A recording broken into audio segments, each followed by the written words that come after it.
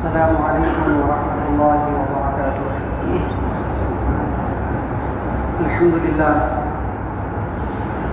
لله نحمده ونستعينه ونستغفره ونؤمن به ونتوكل عليه ونعوذ بالله من شرور أنفسنا ومن سيئات أعمالنا.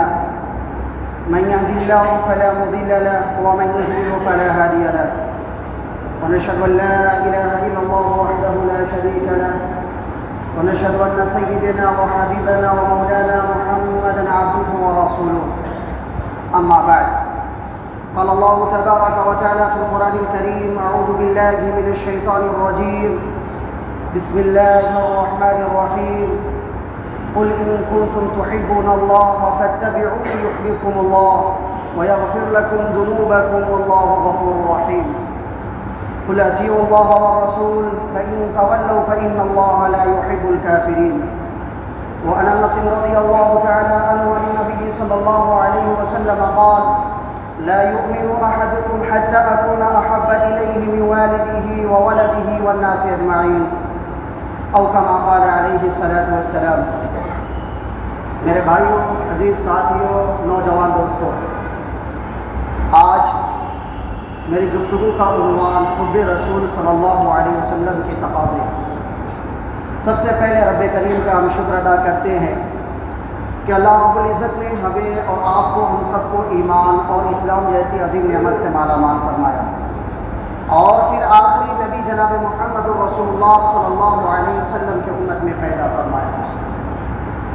میرے بھائیوں، یہ ظاہر بات ہے کہ اس دنیا کے اندر کوئی بھی ایسا مسلمان نہیں ہے جو یہ دعویٰ نہ کرتا ہو کہ مجھے حضور اکرم صلی اللہ علیہ وسلم سے بے انتہا محبت ہے.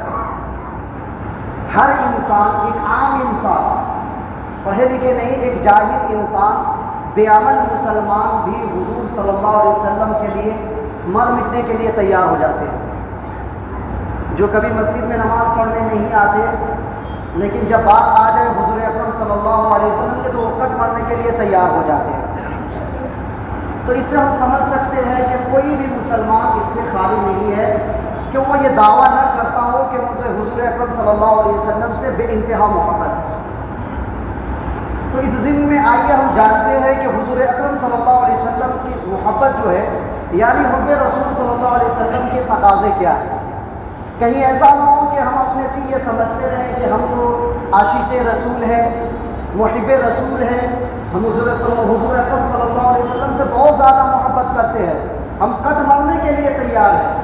لیکن ہم دیکھیں کہ کہیں ایسا نہ ہو کہ کل قیامت کے دن جب ہمارے اعمال کھولے جائے، اس وقت یہ معلوم ہو کہ اللہ کو یہ عمل پسند ہی نہیں تھا. تو پھر اس وقت یہ جو ہم دعویٰ کریں کہ ہم یہ عاشق رسول ہیں، محب رسول ہیں، اور اس وقت انکار ہو جائے کہ یہ اعمال اللہ کو پسند ہی نہیں ہے.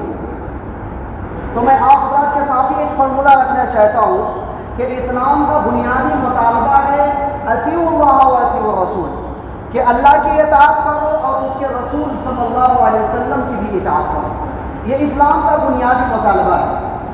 یعنی وہ حاکم مطلق ہے اور اس کے نمائندے کی حیثیت اس کے رسول کو حاصل ہے، اس لیے اللہ کی اطاعت بھی کرو اور اس کے رسول صلی اللہ علیہ وسلم کی بھی اطاعت کرو. میں نے آپ حضرات کے سامنے سورہ آل عمران کی 2 آیتیں تلاوت کی. قل ان کنتم تحبون اللہ فاتبعونی یحببکم اللہ ویغفر لکم ذنوبکم واللہ غفور رحیم. اللہ تعالیٰ اپنے حبیب جناب محمد رسول اللہ صلی اللہ علیہ وسلم سے کہہ رہے ہیں: اے نبی آپ کہہ دیجئے، قل ان کنتم تحبون اللہ، اے نبی آپ کہہ دیجئے کہ اگر تم اللہ سے محبت کرتے ہو، ان کنتم تحبون اللہ، اگر تم اللہ سے محبت کرتے ہو. اب اللہ سے اگر تم محبت کرنا چاہتے ہو تو شرط کیا ہے؟ فاتبعونی، کہ تم رسول کی اتباع کرو، رسول کی پیروی کرو. یہ اللہ خود کہہ رہے ہیں، اپنے محبوب سے کہلوا رہے ہیں کہ لوگوں، اے لوگوں، اگر تم اللہ سے محبت کرنا چاہتے ہو تو شرط یہ ہے کہ تم اپنے رسول کی اتباع کرو، اپنے رسول کی پیروی کرو. جب تم اپنے رسول کی اتباع کرو گے یحببکم اللہ، تو اللہ بھی تم سے محبت کرے گا. پہلے تو تم اللہ سے محبت کرو، اور اللہ کی محبت میں شرط یہ ہے کہ رسول کی اتباع کرو، اور تم رسول کی اتباع کرو گے پھر اللہ تم سے محبت کرے گا. اب فائدہ کیا ہے کہ جب اللہ تم سے محبت کرے گا تو فائدہ دیکھیے کیا ہے کہ اللہ خود ہی فائدہ بیان کر رہے ہیں وَيَغْفِرُ لَكُمْ ذُنُوبَكُمْ. جب اللہ تم سے محبت کرے گا تو اللہ تمہارے گناہوں کو معاف فرما دے گا. اللہ تمہارے گناہوں کو معاف فرما دے گا. وَيَغْفِرُ لَكُمْ ذُنُوبَكُمْ وَاللَّهُ غَفُورٌ رَحِيمٌ. اور اللہ غفور بھی ہے رحیم بھی. قُلْ أَطِيعُوا اللَّهَ وَالرَّسُولَ. اللہ کی اطاعت کرو اور اس کے رسول کی اطاعت کرو. فَإِن تَوَلَّوْا فَإِنَّ اللَّهَ لَا يُحِبُّ الْكَافِرِينَ. اور جو اس سے روگردانی کرے گا، جو اللہ کی اطاعت سے انکار کرے گا، رسول کی اطاعت سے انکار کرے گا، سب سے پہلے تو وہ دائرہ اسلام سے خارج ہے. اللہ کی اطاعت اور رسول کی اطاعت سے کوئی بھی انکار کرتا ہے تو وہ دائرہ اسلام سے خارج ہے. فَإِنَّهُ لَا يُحِبُّ الْكَافِرِينَ. اور اللہ تعالیٰ اسے پسند بھی نہیں کرتا ہے جو روگردانی کرنے والے ہیں. تو بحیثیت انسان کی وجہ سے انسان غلطی کرتا ہے. کوئی انسان ایسا نہیں ہے کہ وہ یہ کہے کہ میں غلطی نہیں کرتا ہوں، میں گناہ نہیں کرتا ہوں. انسان ہے تو انسان گناہ کرے گا، غلطی کرے گا، گناہ کے اندر مبتلا ہو جائے گا. اب یہ نہیں ہے کہ انسان گناہ کرے گا، گناہ کرنے کے بعد اللہ سے توبہ نہ کرے. اللہ خود قرآن کے اندر فرما رہے ہیں انما التوبۃ علی اللہ للذین یعملون السوء بجہالۃ ثم یتوبون من قریب فاولئک یتوب اللہ علیہم. کہ اگر نادانی میں، نہ جانتے ہوئے، جہالت میں اگر تم سے کوئی غلطی ہو جائے، تم سے کوئی گناہ ہو جائے تو تمہارے توبہ کو قبول کرنا ہی اللہ کے ذمہ ہے. شرط کیا ہے کہ تم اللہ کے دربار میں اللہ کے سامنے توبہ استغفار کرو، اللہ سے معافی مانگو. تو اگر کسی انسان سے غلطی ہو جاتی ہے تو فوراً وہ توبہ کر لے اور اللہ سے معافی مانگے. لیکن اگر ایک انسان یہ کہ گناہ کرتا ہے اور گناہ پر ڈیرا ڈال کے بیٹھ جاتا ہے اور گناہ کر رہا ہے توبہ نہیں کرتا ہے، کبھی اللہ سے معافی نہیں مانگتا ہے، وہ گناہ پر ڈیرا ڈال کر کے بیٹھ جاتا ہے. جیسے کہ آج ہمارے معاشرے کے اندر کامن شے ہے سود. سود اسلام کے اندر حرام ہے، اور جو سود لیتا ہے اس کے بارے میں خود اللہ تعالیٰ نے قرآن کریم کے اندر فرمایا فَأَذَنُوا بِحَرْبٍ مِّنَ اللَّهِ وَرَسُولِهِ کہ جو سود کے اندر مبتلا ہے اللہ اور اس کے رسول صلی اللہ علیہ وسلم کی طرف سے جنگ کا اعلان ہے. تو ہم اس کو آسان سمجھتے ہیں، آج ہمارے معاشرے کے اندر سود کو ایک دم آسان سمجھتے ہیں، اور سود کے اندر اکثر لوگ اس کے اندر مبتلا ہے اور سود کو اپنے کاروبار کا جز بھی بنا بیٹھا ہے، سود کے اندر مبتلا ہے. اب ایک انسان ہے جو سود پر مستقل طور پر سود کے اندر مبتلا ہے اور نہ اللہ سے توبہ کرتا ہے، نہ استغفار کرتا ہے، نہ اسے پیچھے ہٹتا ہے، تو یہ ایک سود اس کے لیے کافی ہے جہنم میں لے جانے کے لیے. کہ ایک یہ سود وہ انسان کو جہنم میں داخل کرنے کے لیے کافی ہے.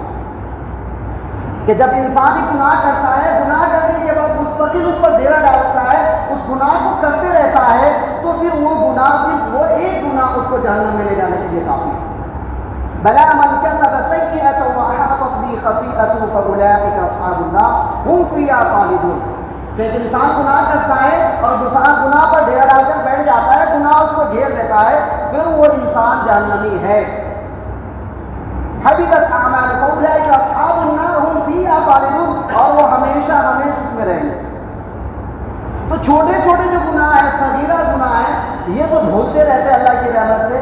ہم کئی خدمت خلق کر لیں، کسی کی عادت کر لیں، سبحان اللہ الحمدللہ کہہ لیں، تو اس سے چھوٹے چھوٹے جو صغیرہ گناہ ہیں وہ دھلتے رہتے ہیں. لیکن جو کبیرہ گناہ ہیں وہ ہمارے ان اعمال سے نہیں دھلیں گے، بلکہ جب تک کہ ہم اللہ کے سامنے توبہ استغفار نہیں کریں گے اس وقت تک کہ اللہ تبارک و تعالیٰ معاف بھی نہیں فرمائے گا. تو یہ حقوق العباد ہے. کہ حقوق العباد یہ ایک گناہ ہے کہ انسان گناہ کرتا ہے، پھر اللہ کے سامنے اگر وہ توبہ استغفار کرتا ہے تو اللہ اسے معاف فرما دیتا ہے. اور ایک ہے حقوق العباد. اب حقوق العباد میں جیسے غیبت ہے کہ انسان غیبت کرتا ہے.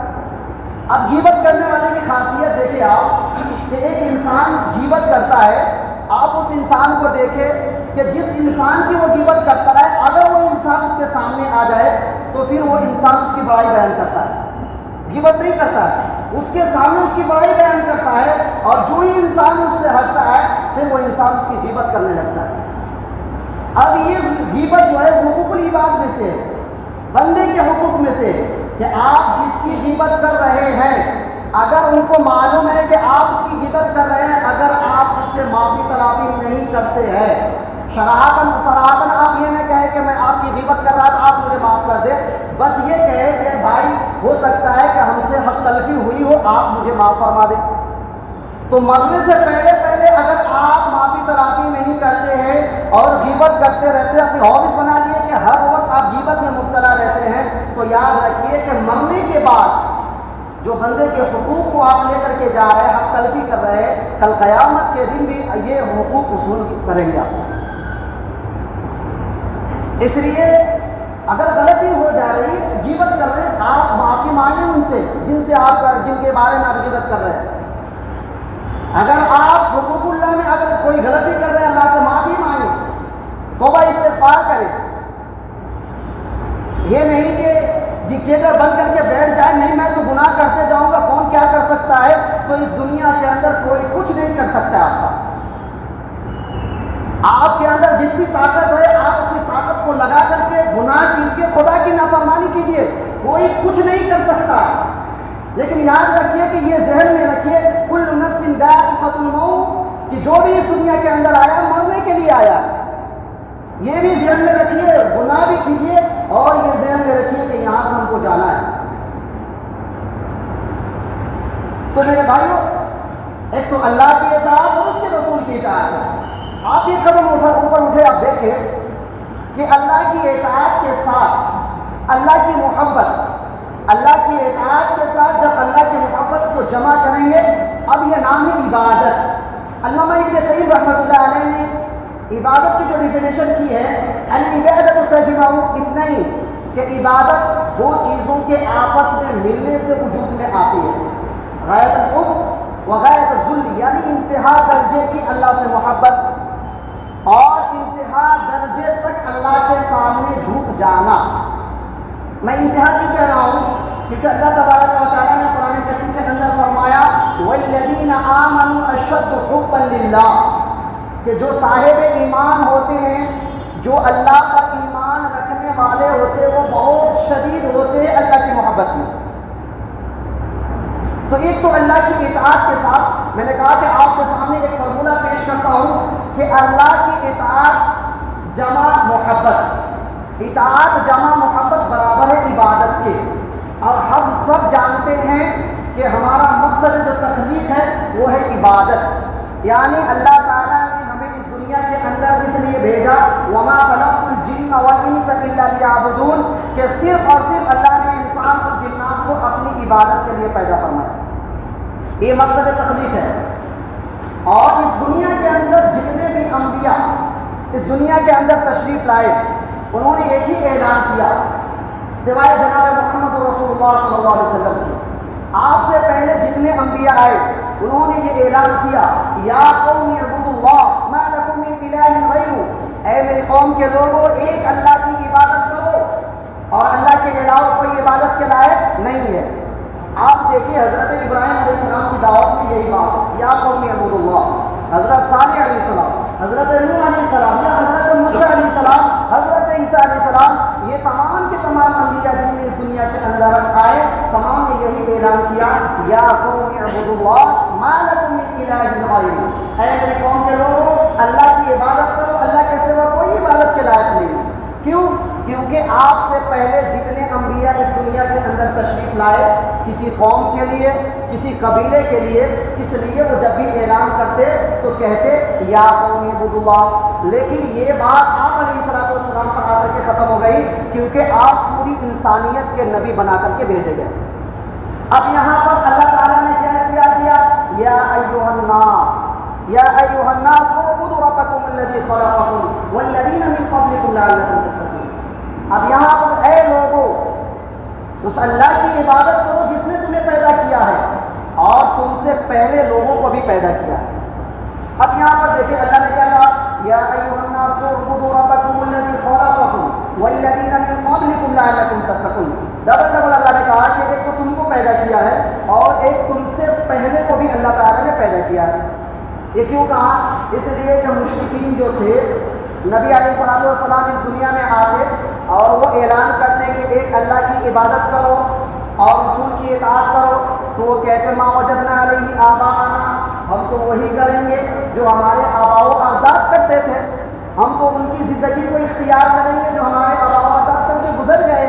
پھر اللہ نے کہا کہ دیکھو تم بھی انسان ہو، وہ بھی انسان تھے، تم سے بھی غلطی ہو سکتی ہے، تم سے بھی غلطی ہو سکتی تھی، کیونکہ وہ بھی انسان تھے۔ لہذا یہ اصول نہیں ہے کہ جو غلطی میں مبتلا ہے تم بھی اسی میں مبتلا ہو جاؤ، بلکہ تم کیا کرو، صحیح عقیدہ کو ڈھونڈو، صحیح طریقے کو تلاش کر کے اس پر عمل کرو، صحیح طریقے کو ڈھونڈ کر کے عمل کرو۔ تو میرے بھائیوں، اب صحیح طریقہ کیا ہے؟ اب اس کو تلاش کریں۔ اب صحیح طریقہ، اب تو ایک ہے اطاعت کلی اور ایک ہے اطاعت جزئی۔ اطاعت کلی کہتے ہیں کہ جو بھی اللہ نے نبی علیہ الصلوۃ والسلام کے ذریعے سے مسلمانوں پر فرض کر دیا، مسلمان بغیر چو چرا کے اس پر عمل کرے۔ اب یہ نہ کہے کہ اس سے فائدہ کیا ہے، اب اس کا نقصان کیا ہے، یہ کریں گے تو ہمیں کیا نہیں، اللہ نے کہہ دیا اب چوپ جاؤ اس پر عمل کرو۔ یہ اطاعت کلی ہے، ایک بھی انکار نہیں، بیچ میں کسی کا بھی انکار نہیں، بلکہ پوری طور پر تم۔ ایک ہے اطاعت جزئی کہ جو من میں آیا کر لیے، جو پسند نہیں آیا اسے چھوڑ دیے، اسے کہتے ہیں اطاعت جزئی۔ تو ایک تو پیکج ڈیل ہے، اللہ کی طرف سے ایک پیکج ڈیل ہے، اللہ کی طرف سے یا تو ٹیک اٹ یا لیو اٹ، لینا ہے تو پورے کے پورے لو، نہیں تو چھوڑ دو۔ اب اسلام میں ہو تم تو پورے کے پورے عمل کرو ورنہ چھوڑ دو۔ تو وہی کہہ رہے ہیں کہ ایک پیکج ڈیل ہے کہ لینا چاہتے ہو تو پورے کے پورے لو۔ اللہ تعالیٰ نے کیا کہا قرآن میں، یا ایھا الذین آمنوا ادخلوا فی السلم کافہ، اے ایمان والو اسلام میں پورے کے پورے داخل ہو جاؤ۔ اب یہ نہ کہو کہ ہم روزہ رکھ لیتے ہیں، زکوٰۃ کو چھوڑ دیتے ہیں، حج کر لیتے ہیں، بقیہ اعمال کو چھوڑ دیتے ہیں، نہیں، بلکہ ایک ڈیل ہے اور اس ڈیل میں تم یہ وعدہ کر چکے ہو کہ ہم تمام احکام پر عمل کریں گے، آپ پیچھے ہٹ نہیں سکتے ہو۔ وہی اللہ کہہ رہے ہیں کہ یا ایھا الذین آمنوا ادخلوا فی السلم کافہ، اسلام میں پورے کے پورے داخل ہو جاؤ۔ اور اللہ نے دوسری جگہ فرمایا افتؤمنون ببعض الکتاب وتکفرون ببعض، کہ تم بعض کو اختیار کر لیتے ہو، ہم نے جو احکام نازل کیے ہیں اس میں سے بعض کو تم اختیار کر لیتے ہو اور بعض کا انکار کر دیتے ہو۔ افتؤمنون ببعض الکتاب وتکفرون ببعض، اگر تم یہ عمل کرتے ہو کہ جو پسند آئے اس پر عمل کر لیتے ہو، جو پسند نہ آئے اس کو چھوڑ دیتے ہو، تو پھر اللہ نے کیا کہا، فما جزاء من يفعل ذلك منكم الا خزي في الحیاۃ الدنیا، کہ جو بھی یہ ایسا عمل کرتا ہے تو سب سے پہلے یہ سزا ہے کہ اللہ دنیا میں ہی اس کو ذلیل کرے گا۔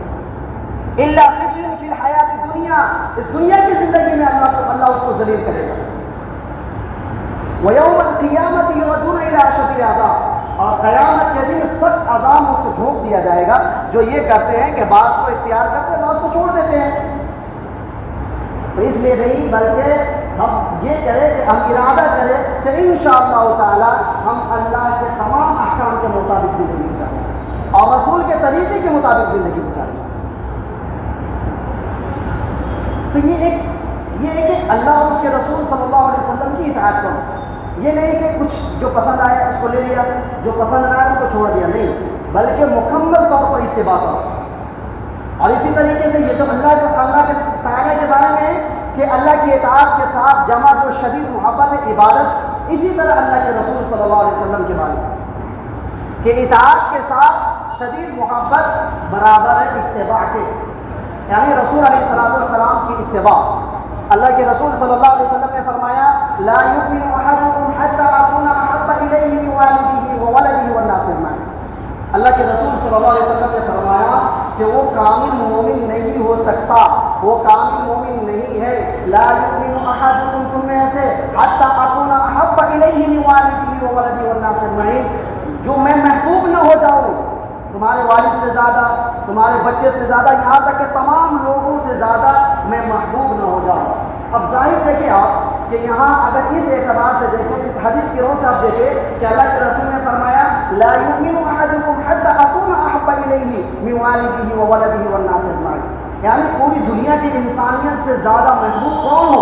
حضور پاک صلی اللہ علیہ وسلم۔ اب بظاہر آپ دیکھیں کہ ہمیں کہیں حضور سے زیادہ محبوب ہمارے والدین ہیں، ہمیں کہیں حضور سے زیادہ محبوب ہمارے بچے ہیں، تو ظاہری طور پر ہم دیکھتے ہیں تو کوئی بھی مسلمان کامل مومن نہیں ہے، کوئی بھی مسلمان کامل مومن نہیں، ظاہر طور پر ہم دیکھتے ہیں۔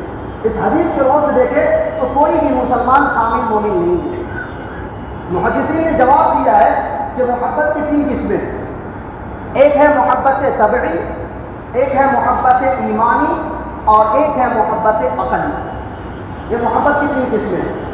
محبت طبعی کہتے ہیں یہ غیر اختیاری محبت ہے. یہ انسان کے اختیار میں نہیں ہے. کوئی بھی انسان اپنے چوائس سے محبت نہیں کرتا کہ ہم اپنے والدین سے محبت کریں گے، بلکہ یہ قلبی محبت ہے. کوئی اپنی اولاد سے محبت نہیں کرتا کہ ہم اپنی اولاد سے محبت کر رہے ہیں، بلکہ وہ خود بخود اپنی اولاد کی طرف کھینچتا چلا جاتا ہے. تو یہ ہے محبت طبعی، اور حدیث میں محبت طبعی مراد نہیں ہے. ایک ہے محبت ایمانی. محبت ایمانی یہ ہے کہ طبیعت یہ چاہتی ہے کہ ہم اس کام کو نہ کریں، لیکن ایمان کا تقاضا کیا ہے کہ ہم اس کام کو کریں. تو یہ ہے محبت ایمانی، اور حدیث میں اس سے یہی مراد ہے. محبت ایمانی ہے کہ اگر طبیعت یہ چاہتی ہے کہ تم یہ کام نہ کرو، رسول کے طریقے کو اختیار نہ کرو، لیکن تم طبیعت کو مارو ادھر، تم کیا کرو؟ ایمان کا تقاضا یہ ہے کہ رسول سے محبت کرو. یہ ہے محبت ایمان. اور محبت عقلی یہ ہے کہ عقل کا تقاضا یہ ہے کہ عقل قبول نہیں کرے کہ ہم اس کام کو کریں. طبیعت یہ نہیں چاہتی ہے کہ ہم اس عمل کو کریں، لیکن ایمان کا تقاضا اور حب رسول کا تقاضا یہ ہے کہ ہم اس کام کو کریں. وہ حدیث میں اس سے یہ مراد ہے محبت ایمانی اور محبت عقلی. اب یہاں پر دیکھیں کہ اس دنیا کے اندر اگر سب سے مظلوم سنت آج اس دنیا کے اندر کوئی ہے، سب سے مظلوم سنت وہ ہے داڑھی. سب سے مظلوم سنت داڑھی ہے. کہ آج اس دنیا کے اندر نہ جانے کتنے مسلمان ہیں، ملین مسلمان ہیں. اتنے مسلمان اس دنیا کے اندر کہ آپ حساب لگائے تو صرف اور صرف 10% ایسے مسلمان ہیں جو اپنے چہرے پر نبی کی سنت کو سجائے ہوئے. 10% ایسے مسلمان ہیں. اگر 10% کا تو 20% مان لیں کہ 20% ایسے مسلمان ہیں جو اپنے چہرے پر سنت کو سجا کر کے رکھے ہوئے ہیں، ورنہ 80% ایسے مسلمان ہیں جو دین ہر روز اپنے چہرے سے نبی کی سنت کو نکال کر کے نالی میں پھینکتے رہتے ہیں. اگر ایمان ہے، اگر دل میں درد ہے، تو آپ کچھ دیر کے لیے سوچیے آپ کہ اس دنیا کے اندر ایک مسلمان ایک مہینے میں 2 سے 3 مرتبہ اپنے داڑھی کو صاف کرتا ہے. 2 سے 3 مرتبہ نارمل. اگر 100 روپے خرچ کرتا ہے تو ایک مسلمان مہینے میں 300 روپے خرچ کرتا ہے. اور ملین مسلمان اس دنیا کے اندر. آپ دیکھیں کہ پورے مسلمان مل کر کے مہینے میں کتنے بلین پیسہ خرچ کر رہا ہے صرف اپنے نبی کے سنت کو مردہ کرنے کے لیے، اپنے نبی کے سنت کو اپنے چہرے سے نکال کر کے نالی میں پھینکنے کے لیے کتنے پیسہ خرچ کر رہی ہے امت. سوچئے. اور شوق سے ہم صبح اٹھتے ہیں، مشین اٹھاتے ہیں، اپنے چہرے سے داڑھی کو ہٹا دیتے ہیں. ایسے کتنی سنت ہے جو آج مسلمان دعویٰ کرتے ہیں کہ ہم نبی سے محبت کرنے والے ہیں. اللہ اکبر. اتنے جھوٹے ہیں، اتنے مکار ہیں جو یہ دعویٰ کرتے ہیں کہ ہم نبی سے محبت کرتے ہیں. ارے کیسے نبی سے محبت کرنے والے ہو کہ نبی کی سنت تمہیں پسند نہیں ہے اور تم کہتے ہو کہ ہم نبی سے محبت کرنے والے ہیں. تم یہ دعویٰ کرتے ہو کہ ہم نبی سے محبت کرنے والے ہیں، جسم پر ایسے کپڑے لگائے ہوئے ہو کہ دیکھنے کے بعد سمجھ میں نہیں آتا کہ مسلمان ہی کون ہے. اگر تم مر جاؤ گے تو ایسا لگتا ہے کہ کبھی سننے میں بھی آتا ہے کہ مسلمان ہونے کے باوجود اس کو جلا دیتا ہے. وہ تمیز نہیں کرتا تھا کہ یہ مسلمان ہے کہ کون ہے. کیوں؟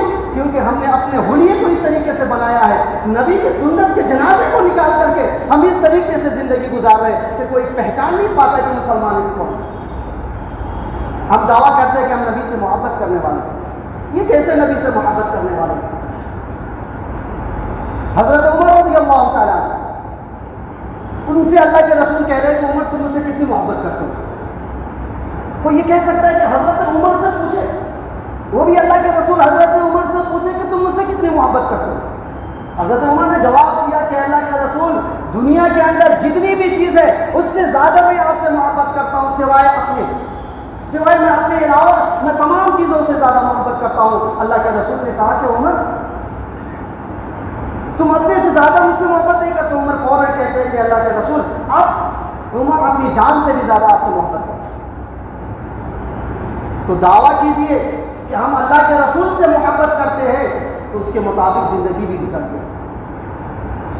ورنہ جب یہاں سے مر کے جائیں گے تو کل قیامت کے دن کیا منہ دکھائیں گے؟